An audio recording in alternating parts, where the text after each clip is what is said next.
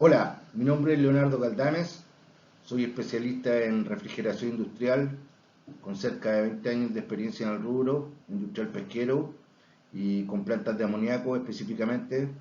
Hemos preparado este curso, el cual yo lo voy a dictar, lo voy a relatar y sin duda tengo la convicción que será de mucho apoyo para el desarrollo profesional de ustedes a futuro, tanto en la adquisición de conocimientos teóricos básicos, principios de funcionamiento, técnicas de mantención, operación de sistemas y manejo seguro de amoníaco. Así que los invito a que participen con mucho entusiasmo para lo que hemos preparado para ustedes. Les quiero dar la bienvenida para este curso de capacitación que hemos preparado para ustedes con mucho entusiasmo, con bastante dedicación, especialmente dirigido para los profesionales del área que van a adquirir o bien complementar los conocimientos de sistemas de refrigeración industrial que trabajan con amoníaco. Hemos desarrollado los contenidos con vocabulario bastante amigables, bastante sencillos, para que ustedes puedan comprender desde los conceptos fundamentales de la refrigeración hasta diversos tipos de sistemas que se aplican en la actualidad en la industria. Así es que los quiero invitar a que participen con bastante entusiasmo en este programa de capacitación que hemos desarrollado para ustedes. Hola, mi nombre es Leonardo Galdames, soy especialista en refrigeración industrial, quien va a realizar esta capacitación la modalidad e-learning, que es un tema relacionado con la educación a distancia. Quiero invitar a todos ustedes a participar de manera activa. Hemos preparado un curso bastante didáctico, bastante amigable, que parte desde los conceptos básicos eh, de los aspectos importantes en los sistemas de refrigeración hasta sistemas de operación, mantenimiento adecuado y seguridad frente al manejo seguro de amoníaco. Así es que los invito con mucho entusiasmo eh, a que participen activamente en todos estos contenidos que hemos preparado para ustedes, que sin duda les va a generar una mejor preparación y para las personas que ya tienen conocimientos técnicos, reforzar los conocimientos técnicos en muchos aspectos técnicos que hasta la hora han ido avanzando y evolucionando para que puedan desarrollarse de mejor forma en sus funciones. Gracias. Dimensiones y unidades de medida. Lo que respecta a dimensiones y unidades de medida, son factores bastante importantes en nuestra área, ya que nos permite cuantificar la magnitud de una característica física. Por tanto, las dimensiones nos sirven para caracterizar una cantidad física. Ejemplo de dimensiones son la longitud de una tubería, el espesor de un muro a través del cual se transmite el calor o la temperatura de un gas. Son dimensiones de la masa, longitud, el tiempo, la velocidad, la energía y el volumen. Las unidades son magnitudes arbitrarias utilizadas para medir estas dimensiones. Existen varios sistemas de unidades y los más utilizados son de acuerdo al Sistema Internacional de Medida y el sistema inglés. Longitud. Las unidades en las que podemos medir la longitud es en metro, de acuerdo al sistema internacional, y en pie, pulgada, de acuerdo al sistema inglés. De las unidades más utilizadas en el sistema inglés aplicada a máquinas térmicas es la pulgada, ya que sirve para medir los diámetros de las tuberías de los sistemas de refrigeración. Actividad. Vamos a calcular el diámetro interior de un tubo de cobre de media pulgada en una instalación frigorífica si su espesor es de 0,7 milímetros. Entonces, Sabiendo que una pulgada equivale a 2,54 centímetros, podemos obtener que media pulgada equivale a 1,27 centímetros, es decir, 12,7 milímetros, y el espesor es de 0,7 milímetros. Podemos decir que el diámetro interior será equivalente a la siguiente fórmula. Diámetro interior va a ser igual al diámetro exterior menos 2 por el espesor, en donde nuestro resultado será 12,7 menos 2 por 0,7, cuyo resultado de diámetro interior nos dará 11,3 milímetros. A continuación analizaremos algunos sistemas de unidad de medida de diferentes magnitudes físicas, tales como la masa, la fuerza y el peso. Lo que indica SI, la sigla, corresponde al Sistema Internacional de Medidas, en donde se ha buscado estandarizar a nivel global una unidad de medida que es aplicada a cada magnitud física. Para el caso de la fuerza, existe, de acuerdo al Sistema Internacional de Medidas, la magnitud que es el newton. Entonces, así será la fuerza, debemos aplicar a un kilogramo, se desplace con una aceleración de 1 metro por segundo al cuadrado. La aceleración, su magnitud física es de desplazamiento, en este caso está determinado por el metro, partido por una unidad de tiempo al cuadrado. Respecto a la energía, en máquinas térmicas suelen utilizarse unidades de energía. Es la unidad que mide la transferencia de calor, que normalmente se utiliza unidad de medida que es el joule o el kilojoule. En instalaciones térmicas suelen emplearse las calorías y su múltiplo es kilocaloría. Las calorías es la cantidad de energía calorífica necesaria para elevar 1 grado Celsius la temperatura de 1 gramo de agua, utilizada como patrón, a una presión atmosférica. En el sistema inglés, la unidad de medida utilizada, en lugar de kilocaloría, es la BTU, que BTU significa British Thermal Unit, que es unidad térmica británica. Una kilocaloría equivale a 4,1868 kilojoules, equivalente a 4 BTU. Cabe señalar que en los sistemas de refrigeración nosotros debemos manejar ambas unidades de medida, puesto que el equipamiento que ingresa a nuestro país puede ser de origen inglés o asociado al Sistema Internacional de Medidas. Sin embargo, debemos ser capaces de poder dominar y convertir todas las unidades de medidas que corresponden a lo que respecta a energía.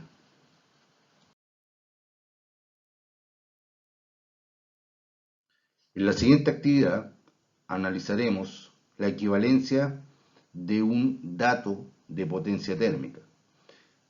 En una habitación necesitamos un aporte de 2.689,15 kilocalorías. Por tanto, la incógnita es la siguiente: ¿a cuántos julios equivale esa cantidad?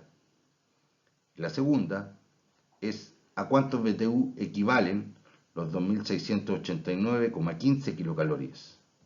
Por tanto, analizaremos la siguiente operación. Correspondiente a la pregunta A, vamos a analizar lo que está entre paréntesis inicial de izquierda a derecha. Los 4,18 kilojoules equivale a 1 kilocaloría. Por tanto, ese dato lo vamos a multiplicar por los 2.689,15 kilocalorías. En el costado derecho, entre paréntesis, tenemos la equivalencia de 1000 joules, que equivale a 1 kilojoule. Por tanto, el resultado será 11.240.000 647 joules. La respuesta número B es la siguiente. 4 BTU equivale a 1 kilocaloría. Por tanto, 2689,15 kilocalorías multiplicado por ese dato nos da como resultado 10.756.6 BTU. En definitiva, el dato inicial de kilocalorías expresado equivale a 11.240.647 joules y 10.756,6 BTU.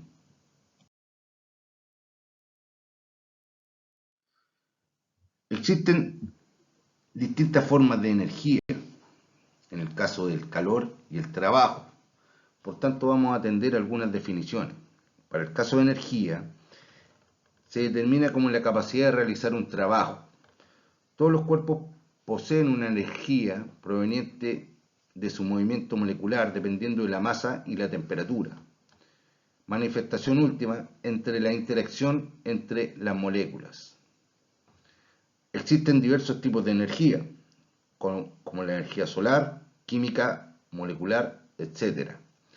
La energía, en definitiva, se transporta de un cuerpo a otro, principalmente en los conceptos de calor y trabajo. Calor es la forma de energía que se manifiesta a través de la transferencia de energía de dos cuerpos con distintas temperaturas entre dichos cuerpos. Cabe señalar que la energía calórica respecto a dos cuerpos siempre viaja desde el cuerpo de mayor temperatura al cuerpo de menor temperatura.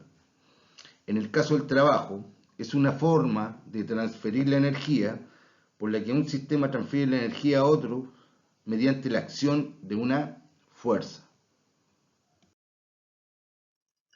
Correspondiente a la ley de la termodinámica, podemos señalar lo siguiente. Existen tres leyes principales determinadas de acuerdo a la ley de la termodinámica.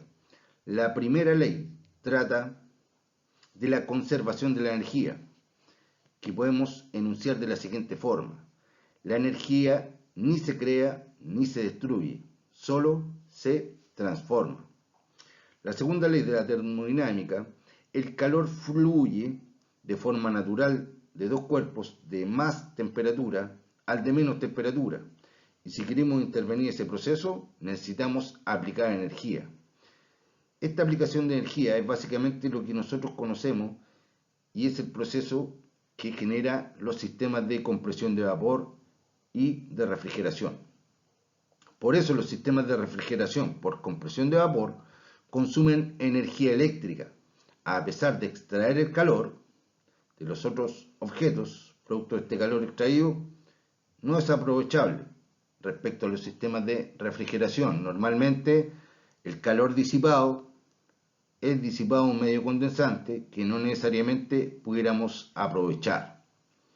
La tercera ley de la termodinámica nos permite definir escalas absolutas de la temperatura. Básicamente nos dice que es imposible alcanzar la temperatura 0 Kelvin, o por lo menos todos los objetos del universo tienen algo de calor, aunque sea mínimo. El 0 Kelvin tiene que ver con el nulo movimiento molecular. ¿Qué quiere decir eso? Que una materia, al tener cero movimiento molecular, no genera temperatura. En este caso, estamos hablando, de acuerdo a la equivalencia, a menos 273 grados Celsius. Es decir, todo cuerpo que esté a una temperatura superior a los menos 273 grados Celsius tiene movimiento molecular, por tanto posee alguna cantidad de calor, por mínima que sea. De acuerdo a los procesos termodinámicos, podemos destacar los siguientes. El proceso isobárico, que tiene que ver con la presión. Los procesos termodinámicos en que la presión se mantiene constante en toda la trayectoria. ¿Qué quiere decir en toda la trayectoria, en todo el proceso? Por ejemplo, en los mapas del tiempo, las líneas de presión que unen los puntos de igual presión. Jóvenes, un proceso isobárico es un cambio de estado a presión constante. El siguiente proceso isotérmico es un proceso termodinámico en donde la temperatura se mantiene constante. Por ejemplo, los cambios de estado de las sustancias son procesos isotérmicos, ya que durante el cambio de estado su temperatura permanece constante.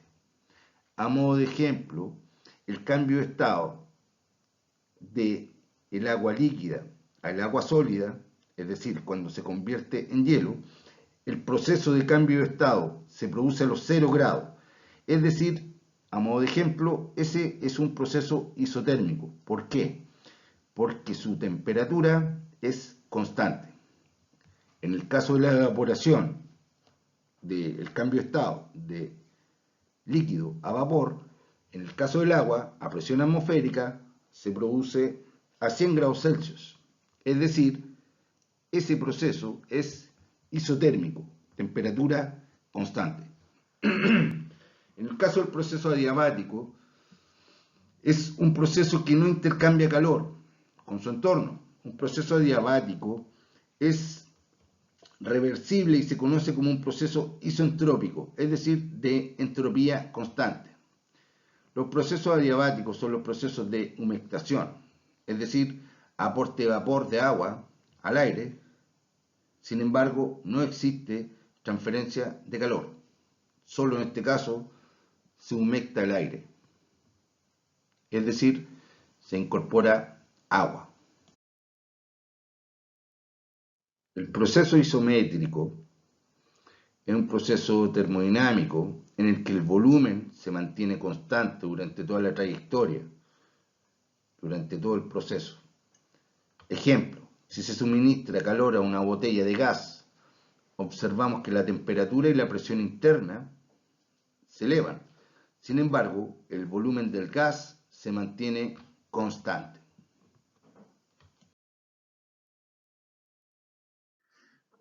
El proceso de cambio de estado de la materia en el área de refrigeración es fundamental para comprender el proceso que se genera internamente en un circuito de refrigeración.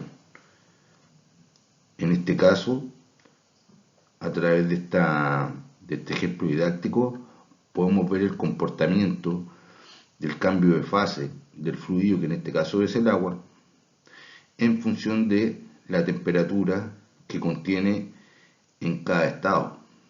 Es decir, del estado sólido, si libera temperatura, se produce la fusión, es decir, cambia a estado líquido. En estado líquido, a continuación, si existe un incremento de temperatura, lleva el proceso de evaporación y en este caso el fluido pasa a estar en un estado gaseoso, es decir, ocupando un mayor volumen. Posterior, el sentido inverso del proceso, cuando el vapor libera calor y es condensado, cambia de estado de vapor a líquido. En estado líquido sigue el proceso inverso, volviendo inicialmente a su estado de solidificación.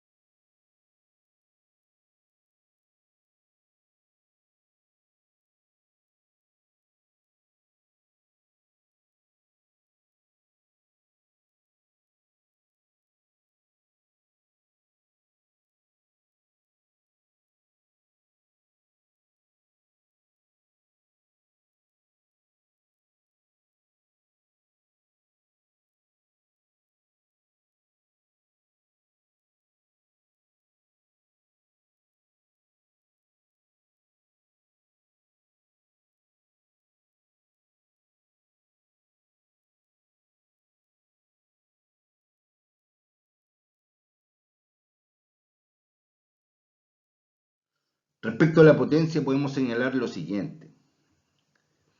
Relacionado con el trabajo que representa como la rapidez de poder realizar un trabajo mecánico. La potencia siempre está supeditada, además, al tiempo en que se desarrolla el trabajo. La potencia es igual al trabajo partido por un tiempo determinado, cuya medida está de acuerdo al sistema internacional y es el joule, partido por segundo, que equivale al watt.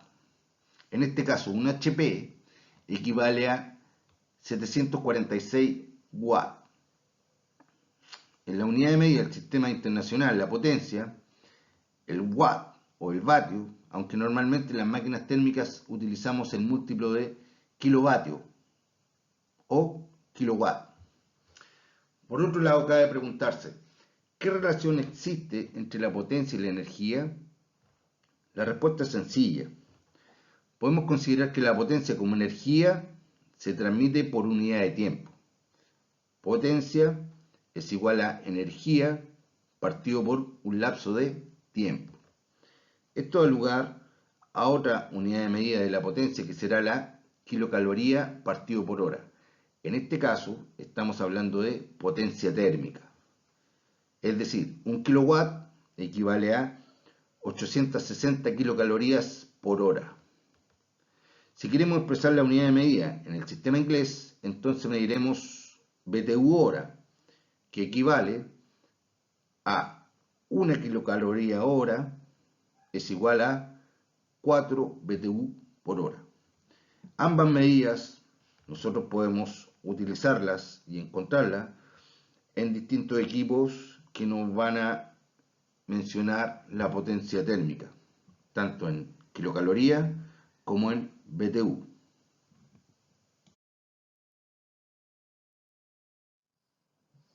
Vamos a analizar de alguna forma cómo se determinó la unidad de medida de potencia que es llamada horsepower o caballo de fuerza.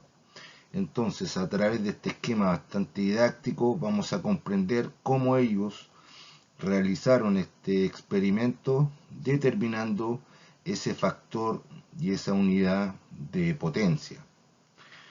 Por tanto, utilizaron un caballo que realizó un trabajo. ¿Cuál fue ese trabajo? Levantar una masa determinada, en este caso 550 libras, libra unidad de masa correspondiente al sistema inglés, en una diferencia de altura de un pie por un lapso de tiempo que corresponde a un segundo. Entonces, el caballo generó un trabajo a través de su movimiento, de su potencia propiamente tal, levantando 550 libras por un delta de altura de un pie por un lapso de un segundo. Jóvenes, cabe señalar lo siguiente para quienes no conocen esta simbología. Este triángulo es el que se utiliza para indicar una diferencia. Por eso se denomina delta. Es decir, acá existe una diferencia de altura. ¿Cuál es esa diferencia de altura? De 0 a un pie. Además, en la parte superior tenemos otra diferencia de altura, donde volvemos a utilizar el triángulo, donde tenemos una diferencia en tiempo, es decir, delta de tiempo de 0 a un segundo.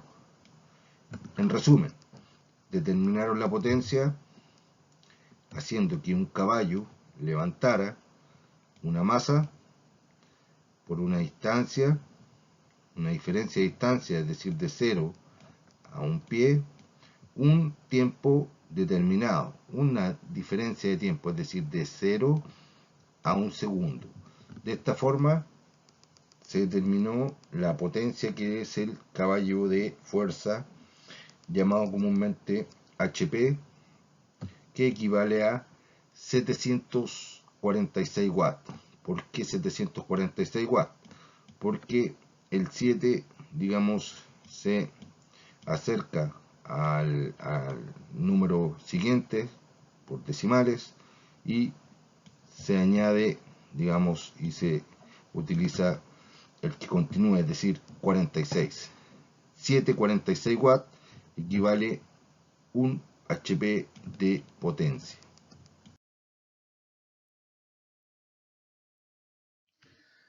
Para estos conceptos, respecto al calor, vamos a simplificar estos dos conceptos bien claros respecto al calor sensible y al calor latente. Y lo podemos expresar de una manera bastante simple. El calor sensible indica que en un cuerpo hay una variación de temperatura en un mismo estado. Es decir, el agua en estado líquido la podemos encontrar a 10 grados o a 20 grados. Sigue estando en el mismo estado. Entonces, esa diferencia de temperatura o de calor se denomina calor sensible. Es decir, cambia su temperatura, sin embargo su estado se mantiene de la misma forma. Para el caso del concepto del calor latente es diferente. ¿Por qué? Porque cuando se genera el calor latente, se genera un cambio de estado y es a temperatura constante. Es decir, vamos a utilizar el agua como ejemplo.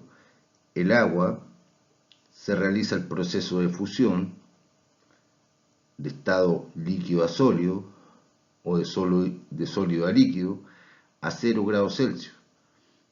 Es decir, a ese cambio de estado se le denomina que se realiza con calor latente. No hay cambio de fase, sin embargo se realiza a una temperatura constante. Vamos al ejemplo a una temperatura mayor, para el caso del agua. El cambio de fase de líquido a vapor se produce a 100 grados Celsius a nivel del mar. Por tanto, nuevamente utilizamos a modo de ejemplo el calor latente. Cambia de estado a temperatura constante y esa temperatura constante a nivel del mar son 100 grados Celsius.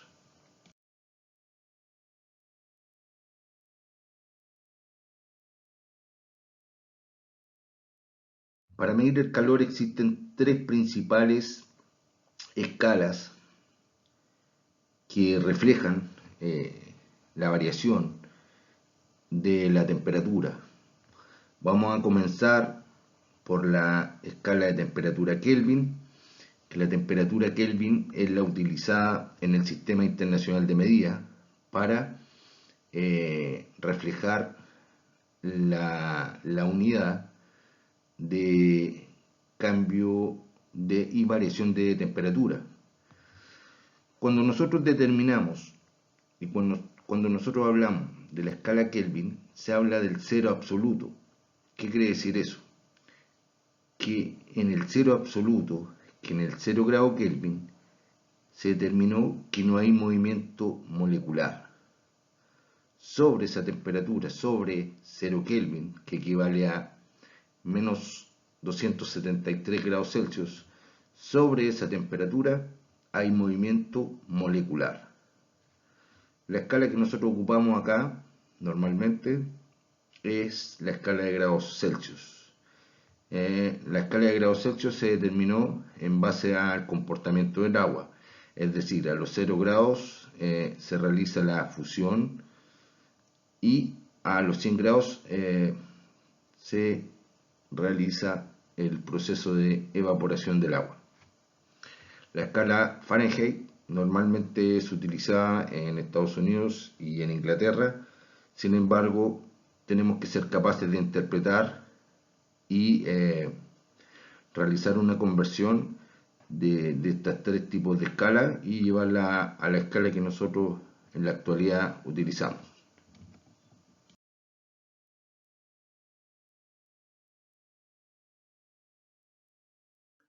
El concepto calor específico en nuestra área de refrigeración industrial o de refrigeración es fundamental. En términos simples, ¿qué es lo que es el calor específico? Es la cantidad de calor que posee cada cuerpo o cada sustancia, que es diferente a otra. Les voy a poner un ejemplo bastante simple, lo vamos a asociar un poco al rubro en que nosotros estamos inmersos, que es el rubro pesquero. Nosotros podemos tener dos tipos de pescado. Uno que tiene mayor abundancia en grasa y otro que tiene menor abundancia en grasa. Por tanto, el producto que tenga mayor abundancia en grasa va a tener mayor calor específico que el que tiene menor abundancia en grasa. Les voy a poner otro ejemplo. Reitero, el calor específico es la cantidad de calor que tiene un tipo de producto o una materia. A modo de ejemplo, nosotros cuando realizamos un asado y tenemos una carne de vacuno, en comparación a una carne de cerdo, nos cuesta más cocer la carne de cerdo. ¿Por qué? Porque tiene mayor cantidad de grasa y por ende su calor específico es mayor. En el modo inverso que nos relaciona con nuestra área, el proceso de congelación nos va a costar más congelar el trozo de cerdo que el trozo de vacuno, estando su misma cantidad de peso en ambos productos. Tal como hemos mencionado, el calor específico es la cantidad de calor que poseen los productos, la masa, todos son diferentes. Entonces a continuación vamos a dar algún ejemplo de carga térmica de calor específico que contienen en este caso distintos productos. Vamos a tomar referencia en este caso según esta tabla, a el producto que tendrá mayor calor específico, es decir, mayor cantidad de energía. Y vamos a utilizar, según la tabla, si nosotros buscamos el que tiene mayor calor específico y nos encontramos con el que posee 3.71 kilojoules partido por kilogramo grados Celsius, que correspondería a, en este caso, el bacalao. Nosotros conoceremos a continuación el calor específico que corresponde al salmón, es decir, posee un calor específico de 3,36 kilojoules partido por kilogramo grados Celsius, que es menor a el del bacalao. Entonces ahí nosotros podemos darnos cuenta de la diferencia de carga térmica que poseen los elementos. Por tanto, este factor es importante para poder determinar algunos resultados del sistema de enfriamiento, cómo aplicarlo en función a cada producto. De esta forma determinar las potencias, tanto del compresor, del evaporador y las temperaturas que nosotros queremos lograr con este producto.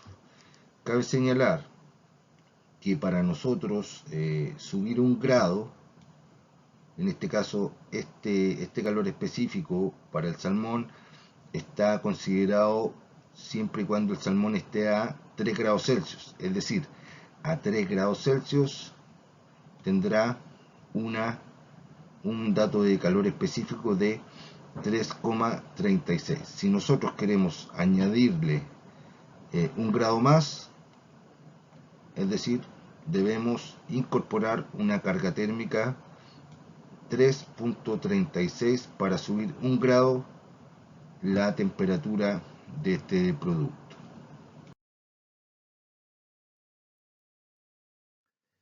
La definición de esta magnitud importantísima en nuestra área es la presión que proviene principalmente de la fuerza ejercida sobre un área determinada. Esto quiere decir que es una unidad de presión, es una unidad y una magnitud física que en nuestra área ocupamos permanentemente. A continuación hay un link donde ustedes podrán entender la diferencia entre los tres tipos de presión fundamental que nosotros podemos encontrar, que tenemos la presión atmosférica, la presión absoluta y la presión manométrica. En adelante, una vez que ustedes comprendan cada una de las diferencias, a continuación en el curso prácticamente vamos a hablar de presión manométrica. Sin embargo, es relevante que se entiendan los conceptos. Es decir, a modo de ejemplo, la presión atmosférica a nivel del mar que nosotros tenemos en este minuto es del orden de un bar y es la fuerza que ejerce la capa de la atmósfera sobre la Tierra.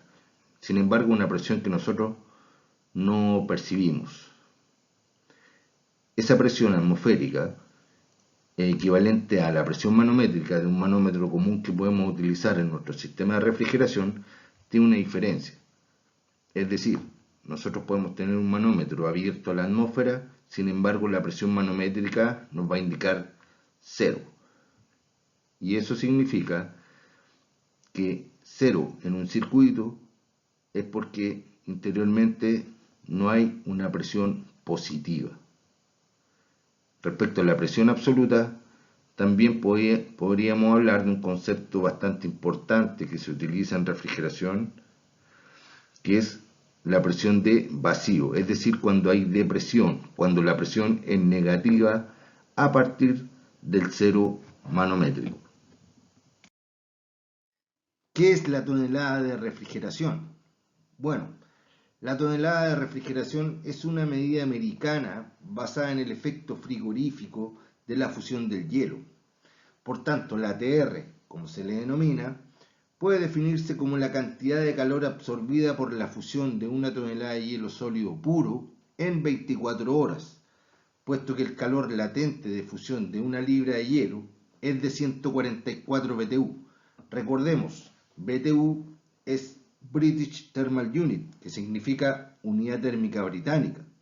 El calor latente de una tonelada, 2000 libras, de hielo será 144 por 2000, o sea, 288.000 BTU por 24 horas. Para obtener el calor por hora es necesario dividir entre las 24 horas, lo cual da la cantidad de 12.000 BTU hora, que recibe el nombre de tonelada de refrigeración, o TR. A continuación vamos a describir una magnitud física que está directamente relacionada y es fundamental en los sistemas de refrigeración y corresponde a la presión. La presión principalmente proviene de la acción de una fuerza que se ejerce sobre un cuerpo o un área determinada. Frente a esto, vamos a describir los tres tipos de presión con los cuales nosotros debemos señalar, debemos adoptar y entender de acuerdo a su tipo y definición. Cabe señalar que la unidad de medida, de acuerdo al sistema internacional, la presión es el pascal. Sin embargo, las que nosotros más utilizamos son el bar, el PSI, el kilogramo partido por centímetro cuadrado, es decir, una unidad de masa partida por la unidad de área al cuadrado. Para el caso de la presión atmosférica, que es el primer tipo de presión, se refiere al peso de una columna de aire que hay sobre cualquier punto o lugar en la Tierra, y es por eso el peso por una unidad de una superficie. En cuanto mayor sea la altura, menor es la presión atmosférica, y cuanto menor es la altura, más se acerca al nivel del mar, mayor será la presión.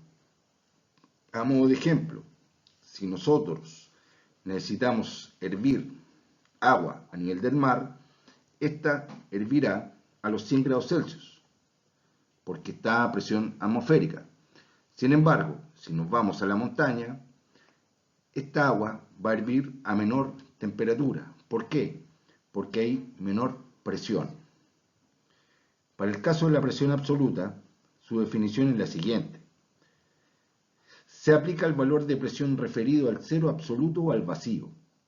Este valor indica que la presión total a la que está sometido un cuerpo o sistema, considerando el total de las presiones que actúan sobre él. Jóvenes, cuando nosotros hablamos también de presión absoluta, nos podemos referir, de acuerdo a la presión atmosférica, a la presión de vacío. La presión de vacío es igual que decir una presión negativa, que en este caso estaría debajo de la presión atmosférica. A continuación, la presión atmosférica se mide en relación a la presión, por la que cualquier cambio en el tiempo atmosférico o en la altitud influye directamente sobre la lectura. Por ejemplo, si la presión atmosférica es 1 bar, que es la que tenemos a nivel del mar, y la manométrica es de 6 bar, entonces la presión absoluta será de 7 bar, es decir, debemos sumar el bar de presión atmosférica. De ahora en adelante, en todo este proceso de capacitación, nosotros principalmente vamos a hablar de presión manométrica, que es la presión que nos va a indicar los circuitos de manera interna. De alguna u otra forma vamos a obviar la presión atmosférica, por ende, el cero manométrico en realidad será 1 bar, que es la presión atmosférica. Sin embargo, el manómetro no lo considera, indica 0, y ese 0 es el cero manométrico. A continuación le dejo un link para que puedan, de alguna u otra forma, de manera didáctica, comprender estas 3 tipos de presión que hemos analizado. En la imagen podemos visualizar 2 manómetros que normalmente utilizamos en los sistemas de refrigeración. En el costado izquierdo tenemos un manómetro mixto en donde podemos leer siempre presión atmosférica, sin embargo nos indica la escala negativa, es decir, podemos leer presión de vacío equivalente al refrigerante amoníaco. Cabe señalar que todos los manómetros y la presión es equivalente a la temperatura, pero va a depender de cada tipo de refrigerante. Todos ellos tienen presiones diferentes de acuerdo a la temperatura. En el costado derecho podemos visualizar un manómetro que normalmente se utiliza en los estanques de bombeo, en donde tiene 2 escalas, una en su interior y la escala que está en el lado exterior, con 2 tomas. Bueno, la escala interior es utilizada y estos manómetros se denominan manómetros diferenciales, en donde son instalados en un sistema bombeado, es decir, yo puedo instalar este manómetro en un estanque de bombeo y la escala interior, que es la diferencial, me va a arrojar la presión que determina el funcionamiento de la bomba. En este caso, la bomba de amoníaco instalada en un estanque de bombeo. La escala exterior, que está en bar, me va a indicar la presión de evaporación o la presión del estanque, ya sea positiva o negativa. Reitero, en la escala interior nos va a determinar la presión positiva de impulsión de la bomba, y la escala exterior, que sigue siendo en bar, nos va a determinar la presión de evaporación, también equivalente a una temperatura de evaporación. Cabe señalar que estos manómetros que normalmente utilizamos, hay distintas unidades de medida de la presión. Para el sistema internacional existe la unidad de medida que es el pascal. Sin embargo, nosotros en refrigeración industrial probablemente normalmente vamos a hablar de la unidad de medida en bar. El bar equivale también al kilogramo por centímetro cuadrado, es decir, probablemente hay personas que utilicen el término kilo. Ejemplo, la bomba está levantando 2 kilos y es lo mismo que decir que la bomba esté levantando 2 bar.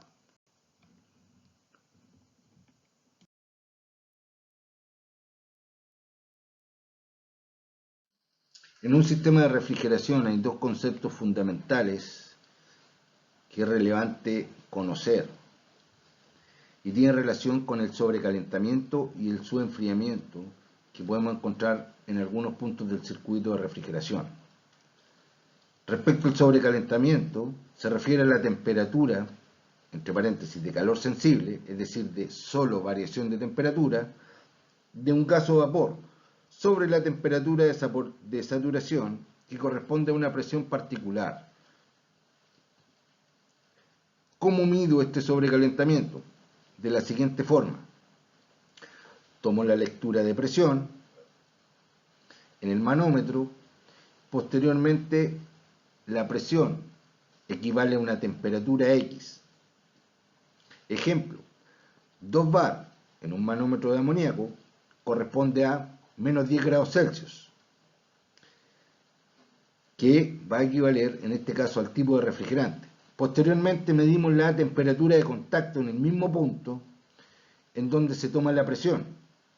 En este caso, a modo de ejemplo, vamos a tomar la temperatura de contacto en el mismo punto y nos va a arrojar una temperatura de 0 grados Celsius. Entonces, recordemos, primero la temperatura equivalente a la presión de 2 bar corresponde a menos 10 grados Celsius. Por ende, la temperatura de contacto es 0 grados Celsius.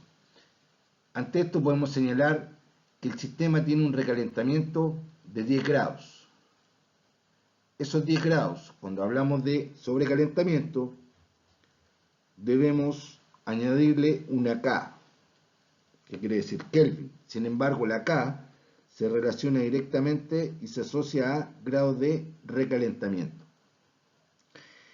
Respecto al sistema de subenfriamiento, se refiere a la disminución de temperatura, sigue siendo calor sensible, de un líquido bajo la temperatura de saturación que corresponde a una presión particular. ¿Cómo obtenemos el subenfriamiento? Es exactamente la misma operación como obtuvimos el recalentamiento, pero de manera inversa. Un ejemplo de subenfriamiento. Nosotros tenemos el agua a 20 grados Celsius. Nosotros disminuimos esa temperatura a 15 grados Celsius. Por ende, obtenemos la diferencia que se resta 5 grados, que es el diferencial entre los 20 grados Celsius y los 15 grados Celsius final. Por tanto, obtenemos 5 grados de subenfriamiento. Normalmente el subenfriamiento se mide en la línea de líquido a la salida del condensador y para el caso del sobrecalentamiento se mide en la línea de succión rumbo hacia el compresor o en la misma entrada del compresor. Respecto al sobrecalentamiento les quiero señalar lo siguiente, porque hay un rol fundamental. El sobrecalentamiento, de alguna u otra forma, me va a determinar el equilibrio del sistema y además me puede indicar un grado de bajo recalentamiento que pudiéramos tener o correr el riesgo de retornar líquido a nuestro compresor. Por ende, es fundamental tomar esta lectura del recalentamiento, sobre todo en la línea de succión, que nos va a determinar el equilibrio de nuestro sistema. Cuando nosotros iniciamos un proceso de congelación, normalmente y siempre el recalentamiento es alto. A medida que vamos descendiendo con la temperatura y llegando a la temperatura que se requiere de un sistema de congelación, el sobrecalentamiento va disminuyendo.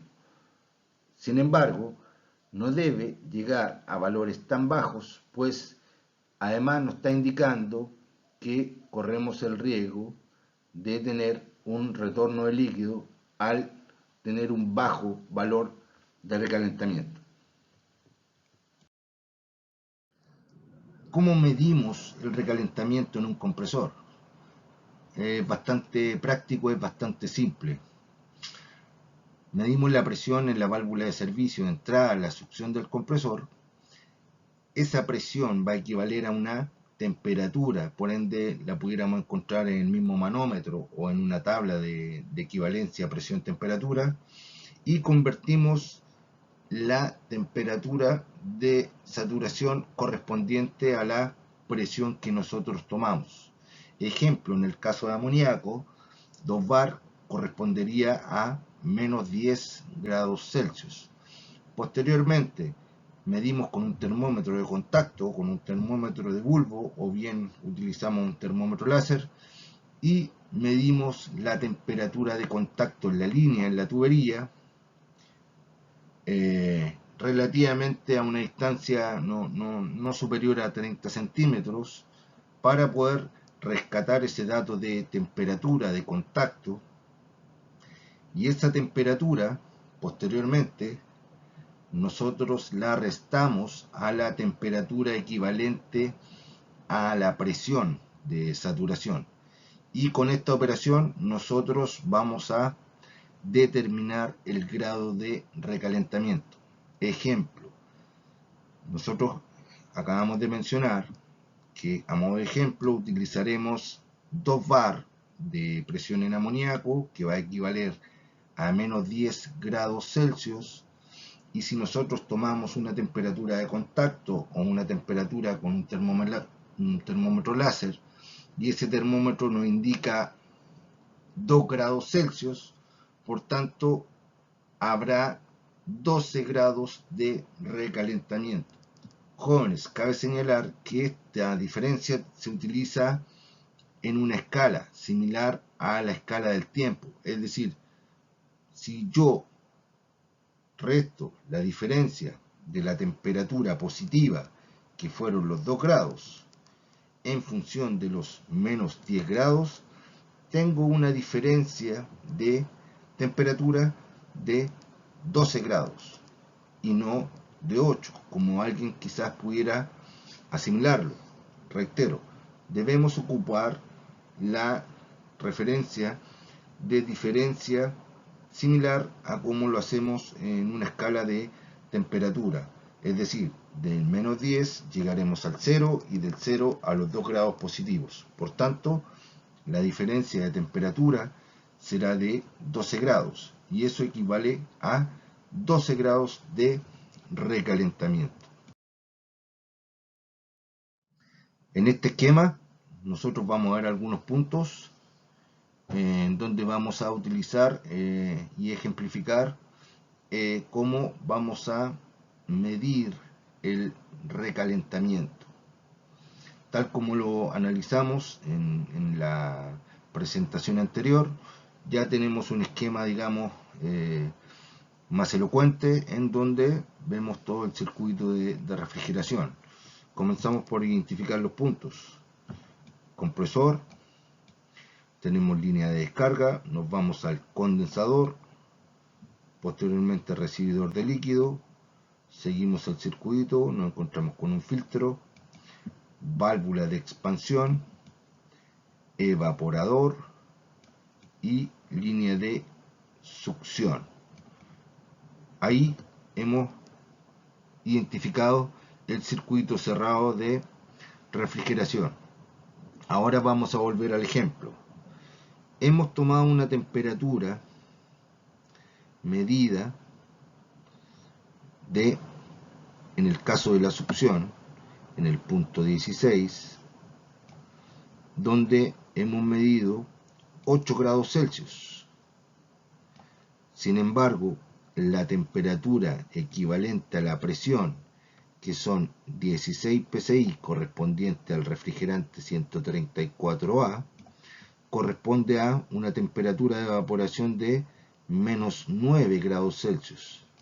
Por tanto, el recalentamiento será la diferencia, tal como le mencionábamos, y ese recalentamiento será de 17 grados. ¿Por qué? De menos 9 para llegar a 8 grados Celsius positivo, tenemos un delta de 17 grados. Esa es la forma de medir el recalentamiento. Para el caso de la medición del subenfriamiento, es una operación similar. El subenfriamiento se mide en la línea de líquido, puede ser a la salida del condensador o a la salida del recibidor. En este caso tomaremos la de la salida del recibidor. Por tanto, la temperatura medida de contacto, tomaremos 40 grados Celsius, temperatura de contacto, y la temperatura equivalente a la presión de alta correspondiente al 134A será de 43 grados Celsius, es decir, 43 grados Celsius en el 134A equivale a la presión de 146 psi. De ahí yo rescaté esa temperatura, que sería temperatura de alta. Por tanto, la diferencia de temperatura es de 3 grados. Con ese dato nosotros podemos decir que el subenfriamiento de este sistema es de 3 grados Celsius.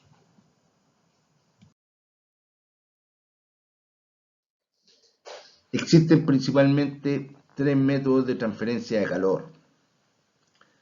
Y esos métodos de transferencia de calor son los siguientes: convección, conducción y radiación. Enseguida vamos a hacer una descripción de cada método de transferencia. En el caso de la convección, es una de las tres formas de transferir el calor y se caracteriza porque se produce por intermedio de un fluido, ya sea aire o agua. Se transporta el calor entre zonas de diferente temperatura. Jóvenes, un ejemplo de un sistema de transferencia de calor de convección, podemos poner como ejemplo un radiador de calefacción. Él va a realizar el calentamiento del recinto a través de la convección, sin embargo de tipo natural. Los evaporadores que nosotros utilizamos en nuestros sistemas de refrigeración también se realiza a través del método de transferencia de calor convección. Sin embargo, esa convección es forzada. ¿Por qué?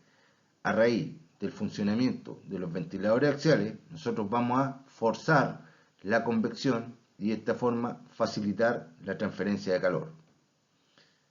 El siguiente método de transferencia de calor es el tipo de conducción.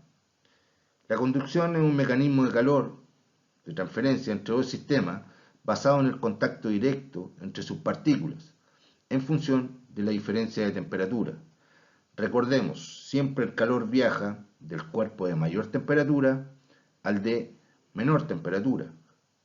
A modo de ejemplo, en la industria en donde nosotros participamos, en donde nos desenvolvemos, podemos encontrar un congelador de placa, en donde ingresamos moldes con materia prima, que en este caso puede ser despunte de salmón o salmón, en bloques.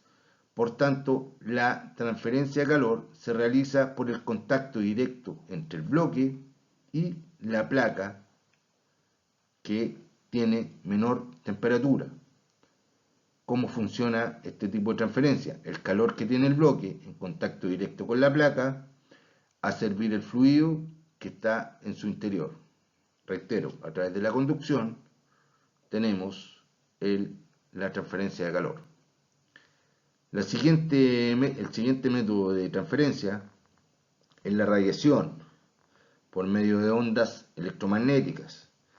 No se requiere un medio para su propagación. La energía o el calor irradiado se mueve a la velocidad de la luz.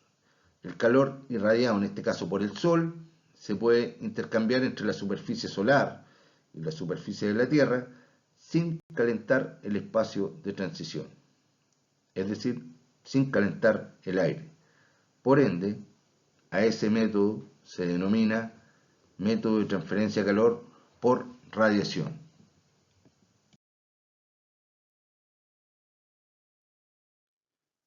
Para el caso de los tipos de convección, podemos señalar dos principalmente. Una es la convección natural, debido a la diferencia de temperatura en el fluido, y se produce a través de la diferencia de densidad, generando un movimiento. Reiteramos el ejemplo utilizado anteriormente. Los radiadores, el aire caliente sube y el aire más denso o menos denso, el aire frío, desciende. desplazándolo hacia abajo.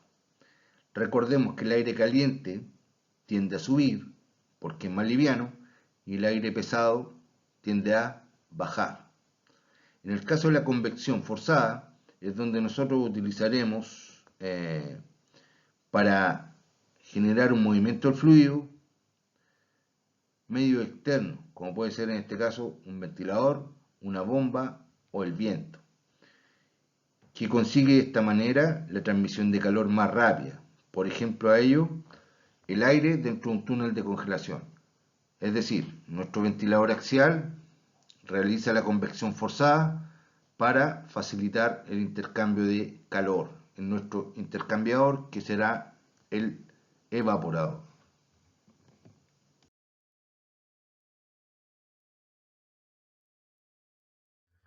A continuación vamos a analizar una rama de la ciencia que está dedicada a los estudios termodinámicos del aire húmedo y de los efectos de la humedad atmosférica en los materiales y en el confort humano. Esto tiene relación con la ciclometría y la relación con la humedad. Bueno, a continuación vamos a analizar tres tipos de aire. De esta forma vamos a comprender los conceptos. El aire atmosférico es una mezcla de gases, 78% de nitrógeno, 21% de oxígeno y otros gases, con vapor de agua y otras sustancias. El aire seco se trata de una mezcla de gases en ausencia de agua. Y el aire húmedo se trata de una mezcla de gases con presencia de agua. Las propiedades del aire húmedo se representan en un diagrama ciclométrico, forma que, conociendo las propiedades, solo dos propiedades, podemos determinar todos los factores y los parámetros del aire húmedo, que a continuación vamos a analizar. En resumidas cuentas, jóvenes, reitero, nosotros en la actualidad, ponemos un ejemplo, el día de hoy, podemos tener, según los datos meteorológicos, una temperatura del aire ambiente del orden de los 18 grados. Y ese aire va a tener una humedad. El aire atmosférico, en este caso, tiene un factor, tiene un grado de humedad relativa que pudiera ser, en esta época del año, del orden del 60, 70 u 80%. El aire seco tiene total ausencia de agua. El aire húmedo es el aire que contiene presencia de agua. Entonces, podemos decir que el aire atmosférico es similar al aire húmedo con distintos porcentajes de agua. Esos distintos porcentajes de agua se refieren a la humedad relativa del aire.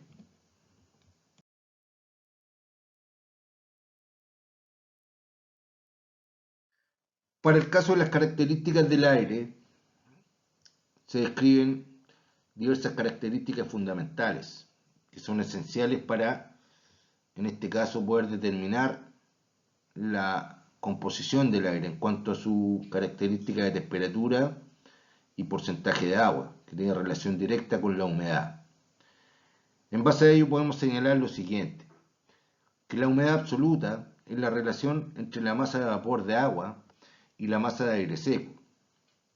La humedad relativa es el cociente entre la presión de vapor de agua del aire húmedo y la presión de vapor. Esta humedad relativa es la que normalmente nosotros escuchamos cuando nos dan el pronóstico del tiempo. Ejemplo, temperatura 16 grados, humedad relativa del orden del 60%. Para el caso de la temperatura del bulbo seco, se trata de la temperatura medida con un termómetro normal, cuya unidad de medida que utilizamos es el grado Celsius. La temperatura bulbo húmedo se trata de la temperatura medida en un termómetro que tiene un bulbo envuelto en una gasa de humedad. Por ende, a través de eso nosotros vamos a obtener la temperatura de bulbo húmedo. En el caso de la temperatura de rocío, quiero que pongamos bastante atención. ¿Qué es la temperatura de rocío? Es la temperatura en donde se comienza a condensar el vapor de agua que contiene el aire. Nosotros hemos escuchado permanentemente cuando en un día que no ha llovido, sin embargo, al amanecer se comienza a humedecer el suelo, el pasto o todas las superficies, tiene relación directa con el rocío. Normalmente la gente dice, cayó rocío. ¿Qué significa esto? Que el aire tiene una cantidad de agua y ese es un porcentaje de agua. ¿Cuál es ese porcentaje de agua presente en el aire? Es la humedad relativa.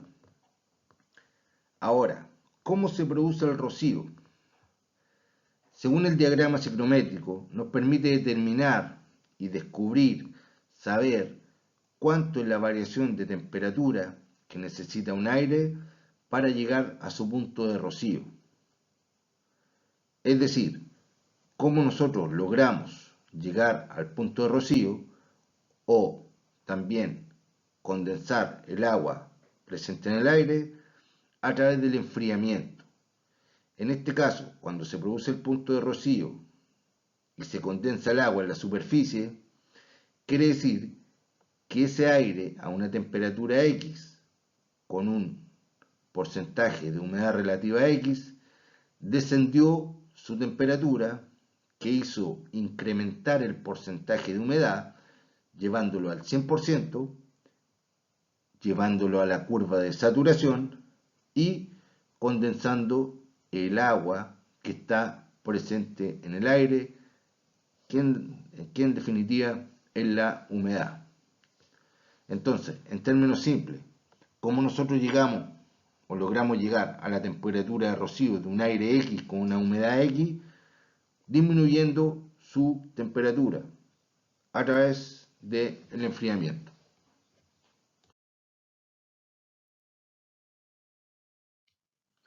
Para que ustedes tengan un conocimiento del diagrama que nos permite rescatar las características de un aire, X es el que tenemos acá enfrente, en donde nosotros podemos rescatar los siguientes parámetros: temperatura bulbo seco, temperatura bulbo húmedo, humedad relativa, temperatura de punto de rocío, humedad específica, entalpía, que es la cantidad de calor que va a tener ese aire, y el volumen específico del aire. En definitiva, este diagrama está expresado de manera didáctica, solamente describiendo los puntos de donde podemos encontrar los distintos parámetros. Sin embargo, obtiene un diagrama con todo el detalle de temperaturas, parámetros de humedad relativa, parámetros de entalpía, en donde nosotros podemos rescatar todas las características y darle una magnitud a la composición de ese aire. El volumen es una magnitud física definida como el espacio ocupado por un cuerpo. Para medir el volumen de un cuerpo, podemos compararlo con un volumen que consideramos la unidad. Para este caso, la unidad del volumen vamos a utilizar el litro. Por ejemplo, para medir el volumen de un líquido, podemos utilizar el recipiente del volumen conocido. La variación de volumen al pasar de estado sólido o líquido a gas. Al igual que la presión y temperatura, los gases ocupan un volumen más grande, que es lo que corresponde a los sólidos o líquidos que dan origen. Ejemplo: 1 gramo de agua a 20 grados Celsius y a una atmósfera de presión ocupa 1 centímetro cúbico, y el vapor obtenido de esa misma agua ocupa 1336 centímetros cúbicos, unas 1300 veces el volumen inicial. Jóvenes, como un dato relevante, la diferencia de volumen en el amoníaco bordea las 900 veces en forma de vapor. Es decir, nosotros podemos tener 1 kilogramo de amoníaco, y ese kilogramo en estado de vapor se transformará en 900 kilogramos de vapor.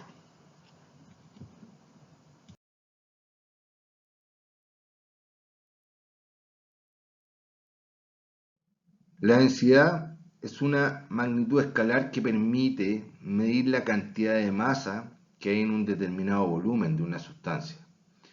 Es designada por la letra griega ρ. La fórmula para calcular la densidad de un objeto es ρ es igual a la masa partido por el volumen. Es decir, la densidad es igual a la masa entre el volumen, lo cual además podemos deducir que la densidad es inversamente proporcional al volumen. Mientras menor sea el volumen ocupado por determinada masa, mayor será la densidad. También podemos encontrar la densidad absoluta, que la densidad absoluta es una magnitud intensiva de la materia que se emplea para expresar la relación entre la masa y el volumen de una sustancia.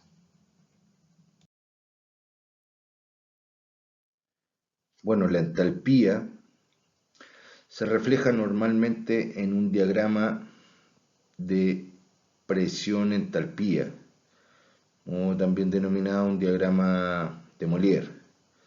Sin embargo, les voy a explicar los aspectos generales que nosotros podemos realizar y encontrar en un diagrama de presión-entalpía. Considerando que la entalpía es la cantidad de calor absorbida o cedida por un proceso termodinámico. Normalmente nosotros la entalpía se ve reflejada en una escala en este sector, ¿ok? En donde hacia la derecha aumenta el grado o aumenta la entalpía y hacia la izquierda la escala disminuye. Entonces, en este diagrama nosotros además podemos determinar todo el ciclo de refrigeración, como por ejemplo se grafica en este esquema, iniciando el proceso de entrada al compresor. Este proceso de compresión está determinado por una cantidad de entalpía, es decir, de este punto hasta este punto donde se inició la compresión hay X valor de entalpía que se generó. Entalpía en definitiva es cantidad de calor. En este punto donde estamos 100% vapor, comenzamos el ciclo y el retorno hacia la entrada del condensador. También podemos reflejar entre este punto y este punto un valor de entalpía. En este inicio de ingreso a la campana de cada refrigerante según su diagrama, comenzamos el proceso de condensación, es decir, cambiamos de estado de gas a líquido. Entonces en el interior de esta campana tendremos una mezcla del fluido, es decir, una mezcla de vapor y líquido. Acá está la salida del condensador y en donde iniciamos el proceso de expansión. La expansión, tal como lo refleja en el eje de presión, genera una caída brusca de presión, que es la que se genera en esta línea del diagrama. Es decir, en un punto en la entrada de la válvula de expansión provoca una caída brusca de presión con un determinado porcentaje de vapor. ¿Qué quiere decir esto? En un término teórico, nosotros ingresamos 100% líquido al evaporador, pero eso es teórico, dado a que siempre hay un porcentaje de vapor que se genera en el proceso de la expansión. Por ende, este punto también nos permite determinar de alguna u otra manera el porcentaje de vapor que ingresa al al evaporador. Por ende, nosotros pudiéramos determinar acá probablemente un 10% de vapor. Ese vapor no realiza el trabajo en el evaporador, puesto que no genera enfriamiento, ya está evaporado. No así el resto, que es el 90% de líquido, que sí va a realizar el proceso de evaporación, que se genera en este sentido y se refleja, ¿no es cierto?, en un diagrama de Molière o en un diagrama de presión-entalpía, la cantidad de calor absorbido en el evaporador. Esto básicamente sirve para algunos efectos de cálculo en donde nosotros podemos encontrar el volumen. Principalmente, otro dato es las toneladas de refrigeración que circulan por la válvula de expansión, el recalentamiento y hartos factores teóricos que se reflejan en un diagrama de presión-entalpía. Sin embargo, creo que para ustedes es importante tener una noción general de lo que significa estos diagramas, ya que principalmente en lo que respecta a la operación y al mantenimiento de un sistema de refrigeración, normalmente no se utiliza este tipo de esquemas de manera constante.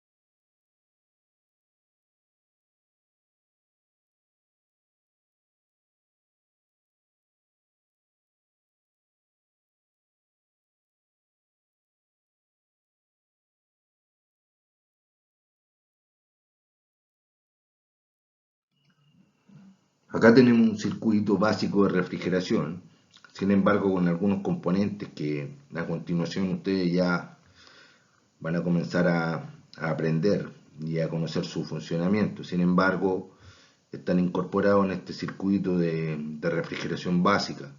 En términos generales, nosotros nos podemos comenzar a orientar y de alguna forma identificar los componentes. Vamos a partir primero por identificar los componentes de este circuito.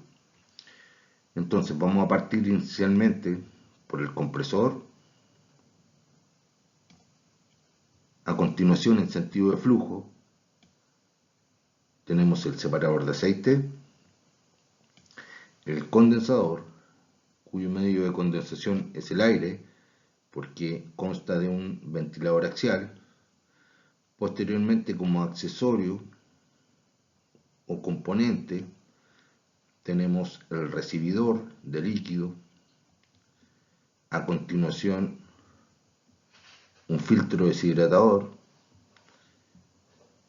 los dispositivos de expansión en ambos evaporadores, los evaporadores propiamente tal, control de temperatura, interruptor de temperatura. Estos elementos son unos controles de presión, en este caso presión de aspiración, y tenemos un sistema de control de presión que es un interruptor, para este caso un presostato. Un presostato es un elemento que en definitiva tiene la función de gobernar el sistema de refrigeración en función de la presión, tanto de la presión de baja como de la presión de alta. El control de temperatura actúa principalmente sobre las electroválvulas en la línea de líquido que permiten el paso del fluido refrigerante a cada evaporador. Entonces, una vez que identificamos los componentes, vamos a explicar el funcionamiento de este sistema básico de refrigeración que tiene dos evaporadores y por tanto dos temperaturas de evaporación.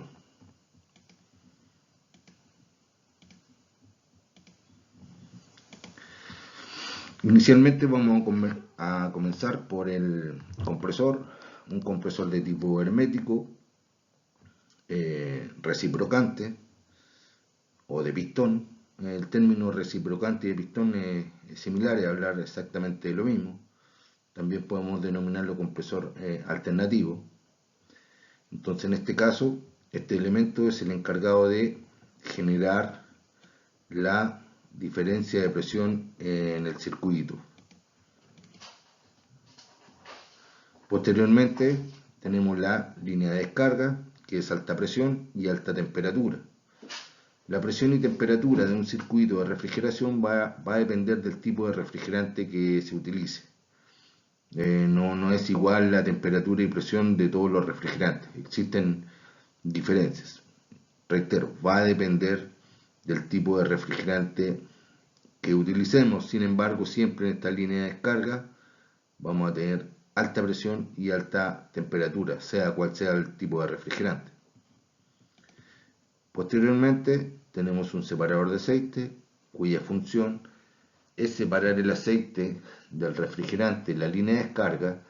Sin embargo, hay un porcentaje de aceite que logra emigrar al circuito, por ende no es 100% la retención de aceite que existe en este separador, que principalmente es el encargado de retener gran cantidad de aceite para que retorne al cárter a través de la línea de succión o de aspiración del compresor.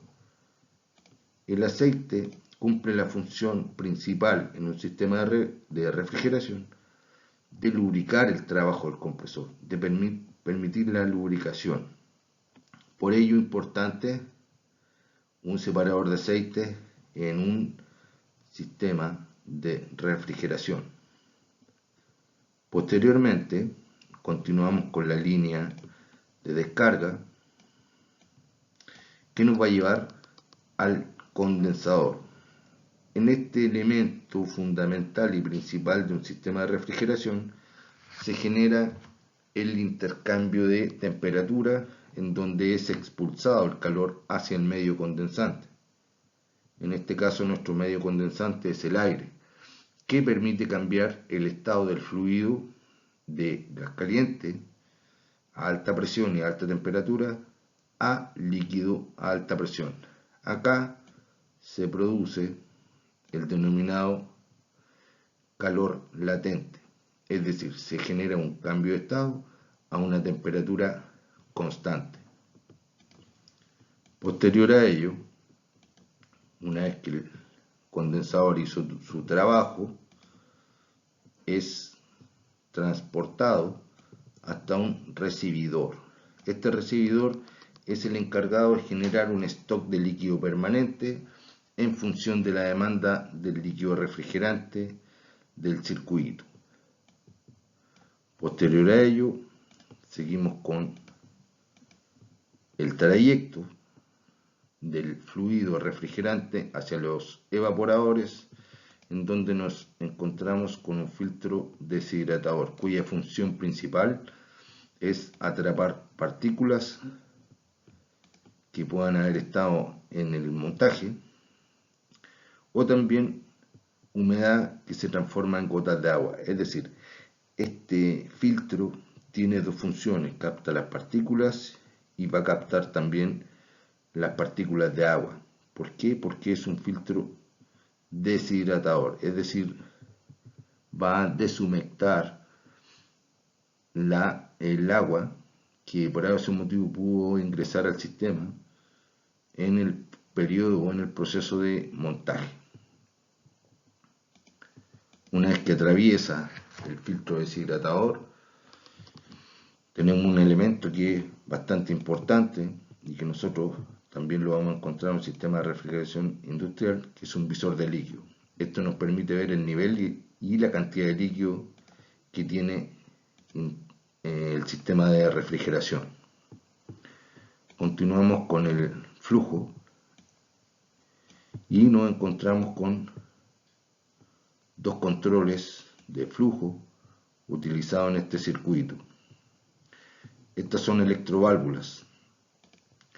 Las electroválvulas juegan un rol fundamental en el control de funcionamiento, dado que estas electroválvulas van a ser gobernadas por unos termostatos, donde vamos a setear la temperatura que se requiere en los evaporadores y van a actuar en función de la temperatura. Es decir, estos controles de temperatura, que son interruptores, van a abrir o cerrar el paso de la energía para habilitar las electroválvulas solenoides.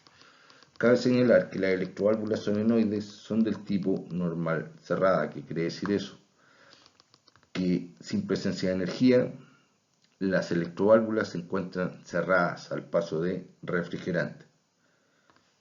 Entonces, cuando la temperatura se incrementa, el control de temperatura, que es el termostato, envía la señal para que abra el paso a través de la energización de la bobina del tipo solenoide. Posterior a ello, nos encontramos con un elemento importante, que es la válvula de expansión. La función principal de la válvula de expansión es generar una caída brusca de presión y temperatura, lo que va a facilitar el enfriamiento en los evaporadores a través del cambio de temperatura. Los productos que estén en el interior de ambos evaporadores van a tener una temperatura mayor a la temperatura que logró disminuir las dos válvulas termostáticas.